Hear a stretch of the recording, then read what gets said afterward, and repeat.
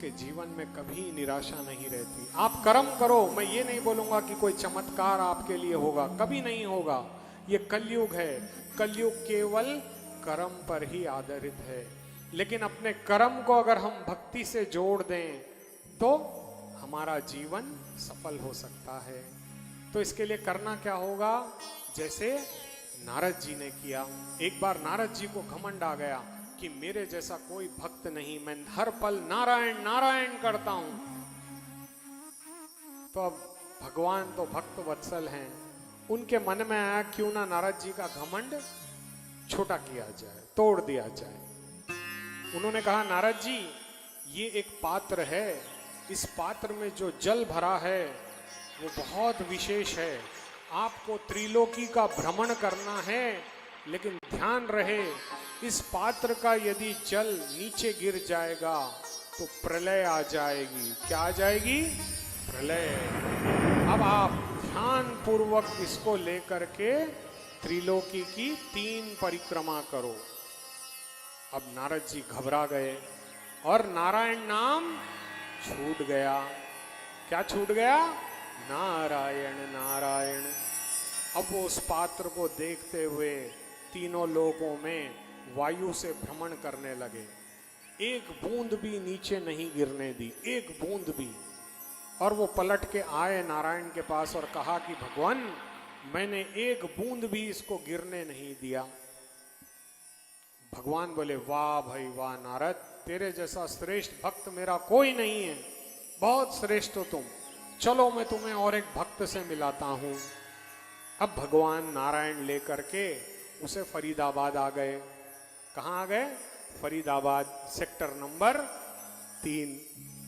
अब यहाँ पे देखा कि एक भक्त बाबा का किसान है, मान लेते हैं किसान है। वो सुबह उठता है, जैसे श्याम बगीची यहाँ पे सामने है, मान लेते हैं हमारे श्याम बगीची का वो माली है। अब वो सुबह उठता है, जय श्री श्याम जय श्री श्याम जय श्री श्याम जय श्री श्याम। वो श्याम नाम लेते हुए झाड़ों में पानी डालता है, दवा डालता है, सारी सेवा करता है। दोपहर में जब भूख लगती है उसे, तब वो कहता है कि हे बाबा, ये पहले तेरे अर्पण हैं। अब वो उसे प्रसाद समझ करके खाता है।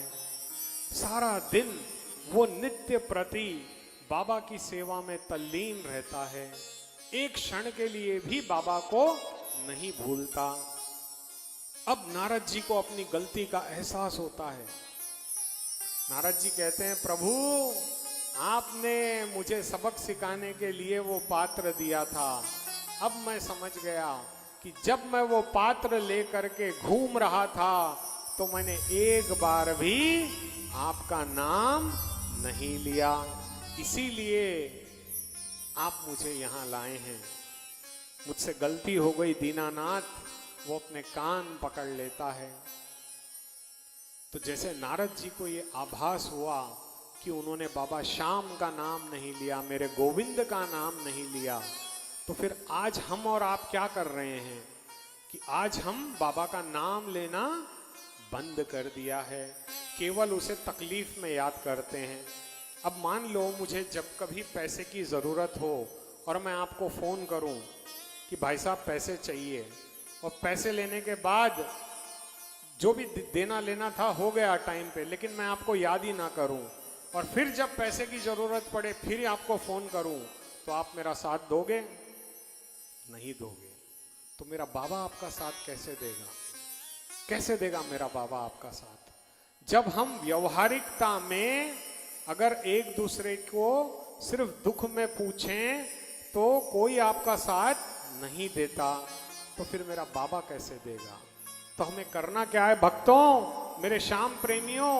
हर पल, हर आधी घंटे में अपने मन को समझाओ और कहना, मेरा श्याम तो है, मेरा श्याम तो है, नहीं मैं अकेला, मेरे साथ तो है।